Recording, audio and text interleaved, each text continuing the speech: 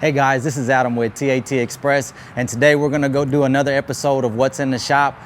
Thank you guys for all the support. Make sure to subscribe to us if you're not subscribed to us yet, and hit that notification bell so you know next time we release another video. Let's get right into this.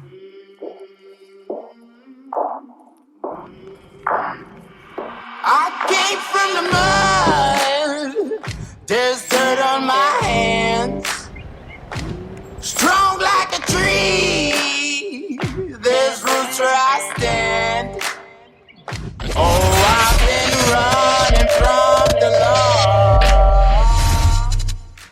Okay guys, so this is another episode of What's in the Shop. This is what we have. We got the 60 series 14 liter. This is the engine that we just rebuilt. I don't know if you remember that from episode, I believe it's episode 3. Good video of that. So let's move right along. This next truck we have is a Volvo, come in with a hard start.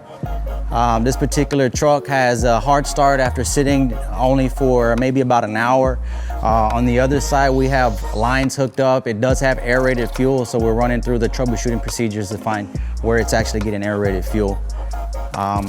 Next truck we have, this is another Volvo. It come in with numerous DTCs. One of them was a high count on the EGR cooler. It's a high temp EGR cooler. Basically, we ran the history on this. At its mileage and the fault codes that we're finding, we're gonna request the EGR cooler. We did check the EGR cooler and it is clogged up. So customer wants to go ahead and replace the EGR cooler. So we're just waiting on, we just actually got approval on this. So we're going to be getting started on this pretty soon. Over here we have a box truck, just brake jobs. This is something that we saw during a PM. It came in for an oil change, and we found brake shoes that were wore out, brake drum wore out. He also had a issue with his transmission speed sensor. Had a couple of shops look at it. They couldn't find what was going on. They replaced the sensor a couple of times. What we found was an open circuit. We were able to get that up and going for him. The last truck that we have here, this is another Cascadia. This one got towed in to us. I think it was out of West Texas. So this truck came in for coolant in the oil.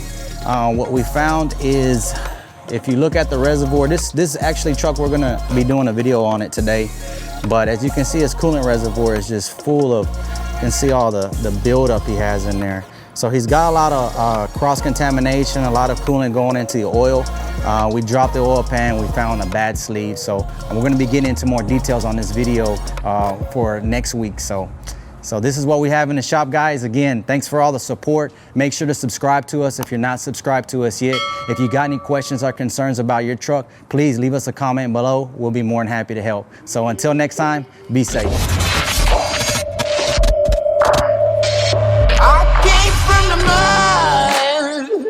There's dirt on my hands. Strong like a tree, there's roots where I stand. Oh, I've been running from the law.